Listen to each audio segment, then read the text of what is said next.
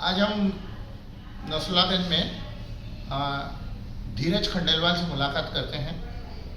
और धीरज खंडेलवाल हमारे समाज की एक प्रतिभा भी है, एम फार्मा है।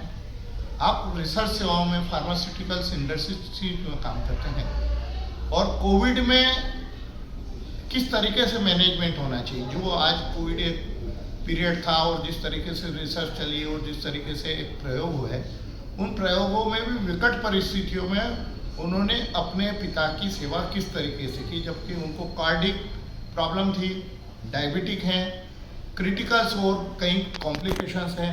तो मैं आज मुताबिक हूँ धीरज बताएंगे आप किस तरीके से और क्या क्या स्थितियाँ निर्मित हुई और आपने कैसे उसको हैंडल किया। क्या कोविड में वास्तव में रेमडेसिविर की ज़रूरत थी, जैसा हमने पहले भी बताया था एक उस वक्त भी पीरियड में डॉक्टर सुबोध बांजल के वीडियोस के माध्यम से कि रेमडेसिविर जरूरी नहीं है, पर उस वक्त खूब उपयोग किया गया। आप थोड़ा सा बताएंगे। जी नमस्कार। मेरे पापा को पिछले 25 साल से डायबिटीज़ है, 25 से 30 साल से। हार्ट पेशेंट भी है करीब उतने ही समय से, करीब 30 साल से। उनको रिसेंटली किडनी प्रॉब्लम में डिटेक्ट हुआ है, जिसको 3 साल हो गए करीब करीब। और इन सब प्रॉब्लम के साथ में उनको 2021 में कोविड भी डिटेक्ट हुआ। और आप सब जानते हैं कि जिसको हार्ट प्रॉब्लम है, जिसको डायबिटीज़ है, जिसको किडनी प्रॉब्लम है, और उनको अगर कोविड डिटेक्ट हुआ उस समय, तो आप किसी भी डॉक्टर से पूछिए, आपको सीधे बोला जाएगा कि आप इनको हॉस्पिटलाइज कीजिए। अब पापा को इन सब प्रॉब्लम के साथ में कोविड हुआ और इनका ऑक्सीजन लेवल उस समय 75-80 तक जा रहा था। तो घर पे भी प्रेशर था कि आप इनको हॉस्पिटल में ले जाइए। मेरा एक्चुअली मन कम था, जिस तरह से ट्रीटमेंट ऑप्शंस अवेलेबल थे उस समय कोविड के लिए, उनको देखते हुए उनकी जानकारी मेरे पास थी और कितने इफ़ेक्टिव है वो ट्रीटमेंट ऑप्शंस, उनको देखते हुए मेरा मन कम था कि उनको हॉस्पिटल में एडमिट किया जाए। साथ ही साथ हम लोग सुन रहे थे कि हॉस्पिटल में किस तरह से केयर की जा रही है। मतलब हॉस्पिटल्स को ब्लेम नहीं करना है, लेकिन उनके ऊपर भी बहुत सा लोड था उस समय। डॉक्टर्स अवेलेबल नहीं थे, नर्सेज अवेलेबल नहीं थी, तो वहाँ पे केयर भी नहीं हो पा रही थी प्रॉपर। तो मेरा मन था एक्चुअली कि उनको एडमिट ना किया जाए, लेकिन फैमिली का प्रेशर होता है, घर का प्रेशर होता है। सब लोग देखते हैं कि इस तरह के पेशेंट को हॉस्पिटलाइज की जरूरत होती है, तो मुझे सबने कहा कि हॉस्पिटलाइज करना चाहिए। तो मैंने अपनी इच्छा के अगेंस्ट पापा को हॉस्पिटल ले गए उस दिन। और जैसा एक्सपेक्टेड था कि डॉक्टर ने मुझे कहा कि आप इन्हें एडमिट कर लीजिए। अब जबकि मेरी इच्छा नहीं थी एडमिट करने की, तो मैंने कहा कि मुझे एक बार पहले डॉक्टर से बात करनी है कि आप इनका मैनेजमेंट कैसे करेंगे। बाकी जो बीमारी है, इनकी heart problem, kidney problem, diabetes और कोविड मैनेजमेंट आप कैसे करोगे, ये सब मुझे एक बार डॉक्टर से पूछना था। तो बड़े मुश्किल से, मतलब मना करते करते भी डॉक्टर उससे बात करने आए। तो उन्होंने कहा कि हम उनको रेमडेसिविर से ट्रीट करेंगे और बाकी जो है इनका ट्रीटमेंट चलता रहेगा। अब चूँकि मैं एक रिसर्चर हूँ, हम लोगों ने रेमडेसिविर पे क्लिनिकल ट्रायल भी किया था। रेमडेसिविर आपको अगर पता होगा तो इबोला के ट्रीटमेंट के लिए इनिशियली उसका क्लिनिकल ट्रायल हुआ। रेमडेसिविर कोविड ट्रीटमेंट के लिए इनिशियली दवाई थी ही नहीं, ये इबोला के लिए इसका क्लिनिकल ट्रायल हुआ था। और जब ये इसका क्लिनिकल ट्रायल कंप्लीट हुआ, उस समय इबोला ऑलमोस्ट जा चुका था। तो अब रेमडेसिविर इबोला के ट्रीटमेंट में तो यूज़ होने वाला नहीं था, तो कंपनी ने इसका एक और क्लिनिकल ट्रायल किया और इसका यूज़ करने के लिए कि इसको कोविड ट्रीटमेंट में यूज़ किया जाए, इस तरह से अप्रूवल दिया। अब हम लोगों को ये पता था कि रेमडेसिविर बहुत ज़्यादा इफेक्टिव नहीं है कोविड ट्रीटमेंट में, और ख़ास तौर से उन पेशेंट में जो लेट होते हैं, मतलब 10 दिन बाद हॉस्पिटल में पहुंचते हैं, उन लोगों के लिए तो विशेषकर से ये इफेक्टिव नहीं है। और इंडिया में अब जैसे आप सेटअप देखते हो कि पेशेंट 10 दिन तक, कोविड पेशेंट 10 दिन तक तो हॉस्पिटल जाता ही नहीं है। मतलब पहले 3-4 दिन वो देखता है कि फीवर वगैरह है तो वो ठीक हो जाएंगे, फिर किसी लोकल डॉक्टर के पास जाते हैं, फिर भी अगर ठीक नहीं होता तो फिर हॉस्पिटल बड़े डॉक्टर के पास जाते हैं, टेस्ट कराते हैं, उसमें 10 दिन निकल जाते हैं। कहने का मतलब ये है कि जब तक 10 दिन होते हैं उससे के बाद ही पेशेंट हॉस्पिटल में पहुंचता है, और उस पीरियड में रेमडेसिविर इफेक्टिव नहीं है। तो मैंने ये बात जब डॉक्टर से कही कि चूँकि इनको भी 10 दिन हो चुके हैं, तो आपको क्या लगता है कि रेमडेसिविर इफेक्टिव होगा इनके ऊपर?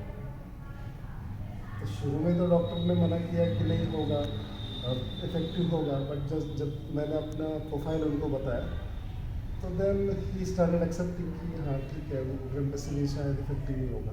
साथ में मैंने उनसे सवाल किया कि इनके हार्ट के प्रॉब्लम्स हैं, आप उनको कैसे हैंडल करोगे, डायबिटीज़ को कैसे मैनेज करोगे, किडनी प्रॉब्लम्स को कैसे हैंडल करोगे, और इतने सारे कॉम्प्लिकेशंस का पेशेंट अगर आपके पास है तो आपको क्या लगता है कि वो पेशेंट आपके हॉस्पिटल में मैनेज हो पाएगा? इनको पापा को 1 लीटर से ज़्यादा पानी इनटेक की परमिशन नहीं है, वो 1 लीटर से ज़्यादा पानी भी नहीं ले सकते। रेमडेसिविर आपको लगाना है तो इंट्रावेनस लगाना है, बाकी मेडिसिन लगानी है, इंट्रावेनस लगानी है, तो उसी में आपका 1 लीटर से ज़्यादा पानी जाएगा, तो मैनेजमेंट कैसे हो पाएगा हॉस्पिटल में? तो अल्टीमेटली उन्होंने कहा कि शायद यहाँ पे इनका मैनेजमेंट मुश्किल होगा। तो मतलब जो मैं शुरू में कह रहा था, डॉक्टर फिर उसको मानने लगे कि ये हॉस्पिटल में मैनेज होना मुश्किल है। और मेरा मानना इसलिए था कि हॉस्पिटल में मैनेज होना मुश्किल है क्योंकि ट्रीटमेंट ऑप्शंस तो है नहीं। कोविड के जो ट्रीटमेंट अवेलेबल थे, रेमडेसिविर, वो ज़्यादा इफेक्टिव है नहीं। हालांकि सब लोगों को रेमडेसिविर दिया गया उस समय, लेकिन रेमडेसिविर बहुत ज़्यादा इफेक्टिव नहीं था। और अल्टीमेटली जो हम लोग उस समय कह रहे थे, वो बाद में WHO ने भी माना कि रेमडेसिविर इतना इफेक्टिव नहीं है कोविड में, और आगे चल के उसको कोविड ट्रीटमेंट प्रोटोकॉल से भी हटा दिया गया।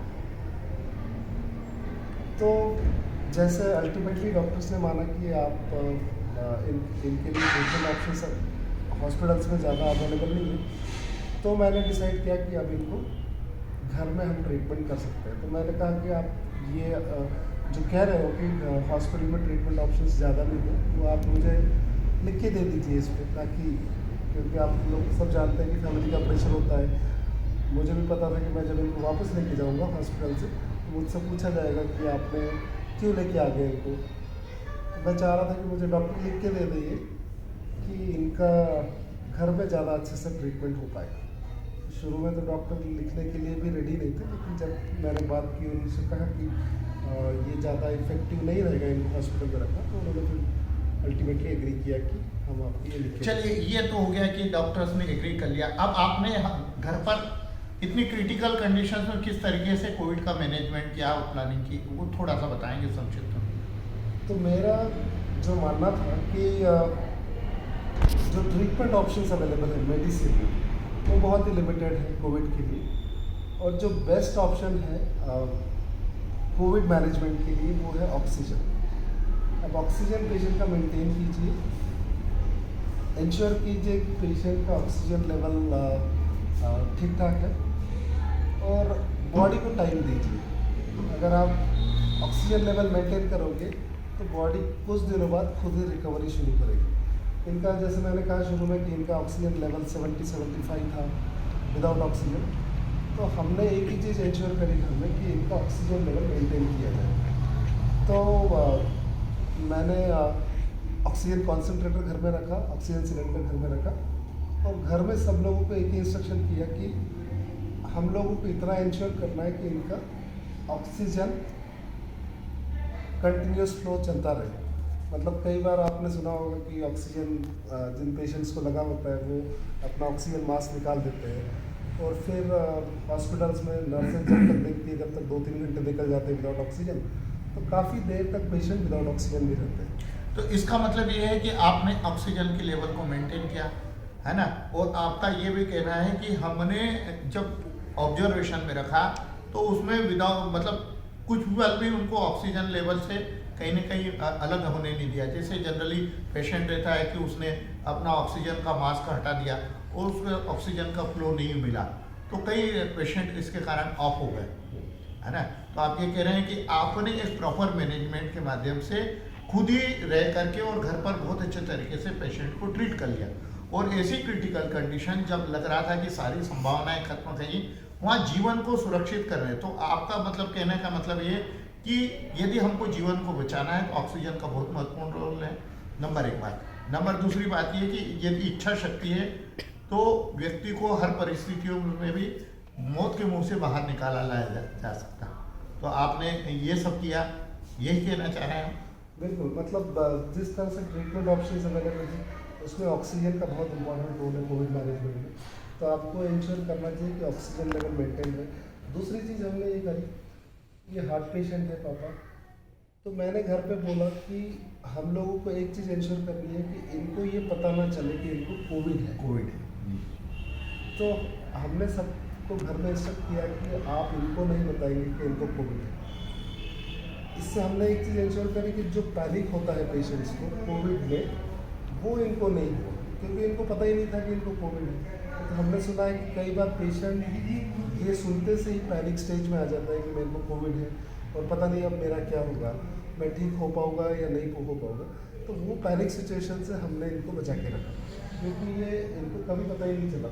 मतलब मैं आपको ये पैनिक स्टेज इनका क्या हो सकता था एक एग्जांपल से बताना चाहूँगा कि 1 महीने बाद जब ये रिकवर किए और हमने जब इनको बोला कि आपको कोविड हुआ था तो फर्स्ट क्वेश्चन, पहला सवाल इन्होंने हमको पूछा कि मेरे को अगर कोविड हुआ था तो मैं बच कैसे गया।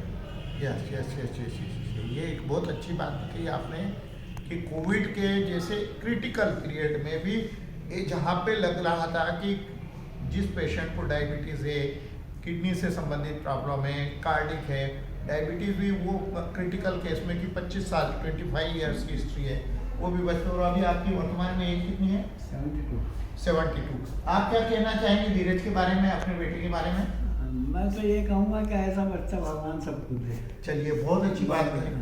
हाँ, आप सबका बहुत बहुत धन्यवाद। और एज ए रिसर्चर मैं धीरज खंडेलवाल को अप्रिशिएट करूँगा कि वो हमारे मतलब समाज की भी, खंडेलवाल समाज की भी नाज है और अन्य डॉक्टर्स को भी एक समझ में आ जाएगा कि हम प्रोफेशनली काम ना करें, हम मानव सेवा के लिए हैं।